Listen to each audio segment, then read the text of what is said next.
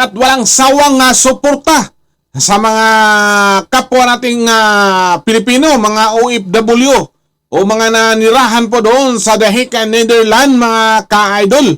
Nagpapatuloy po ang kanilang suporta ni Tatay Digong Duterte hanggang sa ngayon, mga ka-idol. So sa timan lang walang iwanan, mga ka-idol. So isang victory party sa pagpanalo po ni former President Rodrigo Duterte sa kanyang landslide winning sa pagkamayor po doon sa Davao City, mga kaidol. Isang victory party. So sinamahan po siya sa ating mga kababayan, mga kaidol. So grabe talaga ang init ng suporta ng mga sambayanang Pilipino. Hindi lang po doon sa Dahig, kundi sa buong mundo, mga kaidol. So ganyan po kamahal si Tatay Digong sa taong bayan. At sana po mapadali na po ang kanyang pag-uwi sa Pinas, mga kaidol. So panoorin po ninyo, mga kaidol, ang mga kaganapan po doon sa victory party doon po sa Dahig and Netherlands, mga kaidol. Suporta ni dating Pangulong Rodrigo Duterte ang nagtipon para sa ikinasang victory party ng mga Duterte at kaalyado sa nagdaang midterm election sa Maldives Park sa The Hague, Netherlands. Isang double-decker tourist bus ang sinakyan ng contingent mula sa Paris. 5 oras nagbiyahe ang grupo. Pagdating sa The Hague, dumaan muna sila sa Duterte Street sa harap ng ICC Detention Center para sa regalong t-shirt at sulat kay Tatay Digong. Inabutan nilang abala ang mga organizer sa pag-aayos ng venue. Bigla pang bumuhos ang ulan.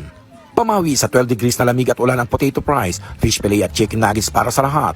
May pa-ice cream din. Present sa victory party sina dating presidential spokesperson Harry Roque at dating executive secretary Salvador Medaldea. Hiling ni Senator Robin Padilla sa mga taga-suporta, tulungan silang ipaliwanag sa kanilang mga European employer, lalo na sa Netherlands na si dating Pangulong Rodrigo Duterte isang mabuting ama ng Pilipinas. Wala na sa kamay ng Pilipinas kung mapapauwi si Digong. Wala na sa kamay ng Pilipinas. Nandito na po sa kamay ng mga European. Kaya, ipaliwanag niyo po sa kanila kung paano ang suporta nilang binibigay sa mga Palestino. Dapat ganun din ang ibigay nilang suporta dito sa laban natin kay Digong.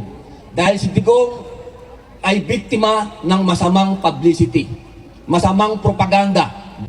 Emosyonal na nagpasalamat ang nakababatang kapatid ni FPRRD na si Bong Duterte. In behalf of the Duterte family, maraming salamat po sa inyong lahat. Sa Tuesday, bibisitahin ko man siya. Ipapaabot ko talaga po ang inyong solidarity at saka unity. Maraming salamat po. Makahulugan naman raw ang pag-awit nila ng We Are The World ni Michael Jackson at Lionel Richie na kinumpos noong 1984 para magsilbing inspirasyon at maisantabi ang prejudice para ipakita ang suporta sa mga taga-Afrika kung saan marami noy namatay sa gutom. Ayon sa Duterte Victory Party organizer, pagkakaisa rin ang panawagan nila para mapauwi si FPRRD para makapag-oath-taking at makaupong mayor ng Davao City. Para sa Agenda Weekend, Dick Villanueva, Billionaire News Channel, The Hague, Netherlands.